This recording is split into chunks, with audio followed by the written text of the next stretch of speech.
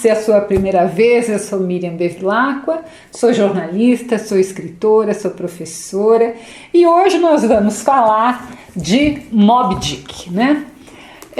Moby Dick é um romance muito conhecido, mas o seu autor, o Herman Melville, não ficou tão famoso, né? E por quê? O que aconteceu? O Melville, ele provocou um verdadeiro escândalo quando ele ainda era vivo, né? E fez com que seus muitos livros, ele não escreveu apenas Moby Dick, ficassem esquecidos por mais de 40 anos. Que escândalo é esse? É isso que nós vamos descobrir e entender um pouco mais sobre a obra Moby Dick. Então fique comigo até o final, se inscreva, coloque aí o seu ok para a gente continuar falando de literatura. Então vamos começar entendendo um pouco sobre o escritor, sobre o Melville. O Melville, ele nasce em 1819, comecinho então do século XIX, em Nova York. Ele era órfão de pai e ele teve uma infância muito pobre, muito difícil. Ele tentou várias coisas para conseguir dinheiro, para fazer fortuna e não conseguiu. Tinha um espírito aventureiro, então em 1841 ele embarca num navio baleeiro chamado Acushnet rumo aos mares do sul, né? Era um baleeiro. Então vai caçar baleia. Depois de um ano nesse baleeiro, ele desembarca junto com um amigo nas Ilhas Marquesas. As Ilhas Marquesas, elas ficam na Polinésia Francesa, ali perto do Tahiti. Bem, quando o Herman Melville e o amigo estão ali nas Ilhas Marquesas, quando eles desembarcam, eles são capturados, né, pelos indígenas ali locais, que são os taipis, né? Mas os taipis tinham fama de serem canibais, mas muito pelo contrário, ele tratou, apesar de ter capturado os dois, eles trataram os dois com muita hospitalidade. Então essa aventura é que originou os primeiros livros do escritor, né, do Herman Melville. Um chamava Tipi e o outro chamava Omu. Os dois livros, apesar, né, de mostrar já a narrativa poderosa que o Melville tinha, não tiveram assim um grande sucesso. Nesses livros, o escritor, mesmo nunca tendo lido Rousseau na vida, ele vai chegar à mesma conclusão de Rousseau sobre o selvagem. Que conclusão era essa? De que o selvagem é puro, o selvagem é bom, mas quem o corrompe é a civilização, ou seja, os homens brancos, né? Bem, nesse momento, então, Melville se descobriu escritor e ele continuou escrevendo, publicando. Não era um grande sucesso, mas ele vivia de literatura. Até que em 1852 ele escreve um romance chamado Pierre. E o que ele confessa nesse romance Pierre? Um amor incestuoso pela sua irmã. Então vocês imaginam o escândalo que isso foi no século XIX. Essa revelação hoje também seria um escândalo, é incesto, né? Mas acabou por enterrar o Melville qualquer pretensão de fazer sucesso que ele pudesse ter, né? E aí o que aconteceu? Ele parou? Não, ele continuou escrevendo. E aí o livro que ele escreve logo depois desse escândalo é justamente o Moby Dick, em que ele vai usar toda a experiência que ele tinha adquirido quando ele foi a bordo daquele navio baleeiro lá quase 10 anos atrás, sei lá. Melville ainda vai escrever outros livros, um livro de contos muito bom, chamado Contos de Piazza, e o romance O Vigarista. Só que nenhum deles alcançou qualquer sucesso enquanto o Melville era vivo. A sociedade jamais perdoou o Herman Melville por esse amor incestuoso com a sua irmã. Ele casou tudo, mas não adiantou nada. Bem, Como eu disse antes, só então depois de 40 anos é que os livros de Melville foram redescobertos. E hoje nós vamos começar falando, né, da obra do Melville pelo livro mais famoso, que é Moby Dick. E nós vamos entender por que Moby Dick não é apenas a história de uma baleia branca, né? Essa baleia branca, ela significa muitas coisas, né? E é isso que o Melville quer nos passar. Bem, o livro começa de uma forma muito curiosa, muito diferente, né? Ele faz a etimologia da palavra baleia, em inglês whale, né? Ele pega, ele chama de etimologia mesmo, né? Não sei se dá para ver. Ele dá definição, ele usa definição de dicionários, né? Para explicar que a palavra baleia, whale, ela vem do holandês, dinamarquês e sueco para a língua inglesa, né? E depois ele ainda vai colocar a tradução de whale em diversas línguas. Então isso já é uma coisa muito diferente, né?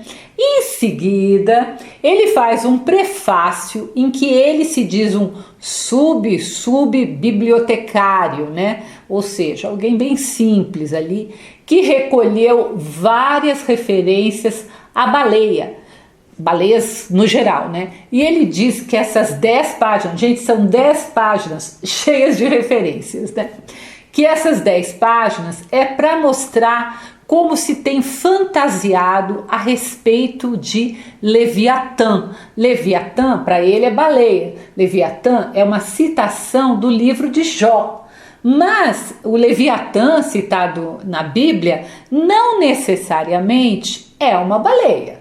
O que se sabe é que era um monstro marinho e que pode ter sido apenas um mitológico, né? Não precisava ter existido. Mas o Melville usa ali como sinônimo, Leviatã como sinônimo de baleia. Então, aí você tem 10 páginas de citações. Depois dessas citações é que a história realmente começa, né? Tem um narrador, esse narrador ele se chama Ismael, ele é o personagem principal e o narrador. Ele conta que ele é um marinheiro e que ele vai tomar parte da tripulação de um navio baleeiro porque ele tinha uma enorme curiosidade sobre baleias. E ele sai da onde? Ele sai exatamente de Nova York, exatamente como o escritor Melville, né, quando foi pegar o seu baleeiro. E o personagem, o Ismael, ele chega em New Bedford, onde ele vai ter de dormir ali uma noite antes de poder embarcar para o porto que ele desejava. E nessa noite, em New Bedford, ali uma cidadezinha muito pequenininha, ele dorme em uma estalagem chamada a Estalagem da Baleia. E ele chega, a estalagem está lotada, está cheia, não tem onde ele dormir. Aí o hospedeiro ali propõe para ele que ele divida não apenas o quarto, mas a cama com um arpoador chamado Queequeg. Bem, ele topa, não tem onde dormir, né? Só que o Queequeg é um tipo muito estranho, é ali um pouco selvagem até, né? O que ele chama de pagão. Tanto o Ismael como o Queequeg, né? Eles vão embarcar no mesmo baleeiro, um baleeiro chamado Pequod, cujo capitão, chamado Ahab, né? Ele tem um ódio mortal da baleia Moby Dick, porque ela havia lhe arrancado uma perna, né? O Ahab, mesmo que eles cruzem com um mundo de baleias, ele não quer caçar qualquer baleia, ele quer caçar Moby Dick. O Ahab é um personagem bastante interessante porque ele é um pouco insano, né, na sua perseguição por Moby Dick. E ele faz um monte de insensatez, o que acaba por deixar o primeiro intendente ali do navio, chamado Starbuck, completamente e constantemente preocupado com as ordens de navegação que o Ahab lhe dava, né? Ele entendia que eles estavam correndo ali muito perigo com aquelas coisas loucas do Ahab, né? Bom, então, em busca da baleia Moby Dick, eles vão enfrentar diversos desafios, né?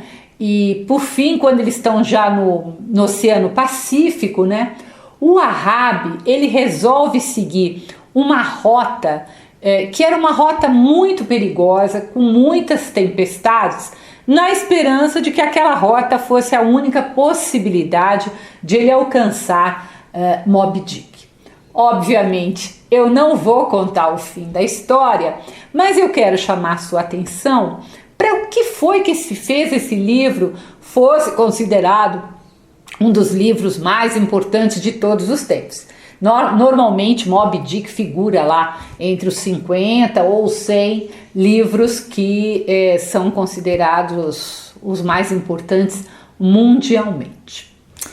Bom, além da o que eu acredito, né, que fez bastante diferença na narrativa, é que além da sua própria experiência no baleeiro, o Melville fez muita pesquisa. Ele usou inclusive um fato real, que foi um ataque de baleia ao baleeiro Essex, que foi atacado e afundado por uma baleia cachalote.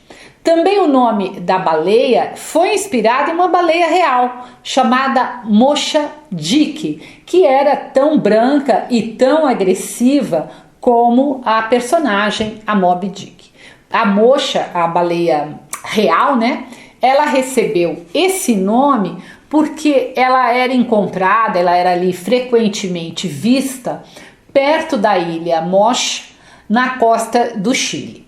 Então, eu acho que uma das características do livro é que o Melville faz uma narrativa que é sólida, né? Que é alicerçada nos conhecimentos de alguém que sabia do que estava falando, né? Que conhecia muito bem a rotina de um navio baleeiro. Então, acho que isso é uma qualidade da narrativa do Melville. Uma outra característica que eu acho que é interessante é que constantemente o autor ele está fazendo citações bíblicas ou referências a citações bíblicas. E aí você tem que ter um pouco de conhecimento da Bíblia para poder fazer a relação, né?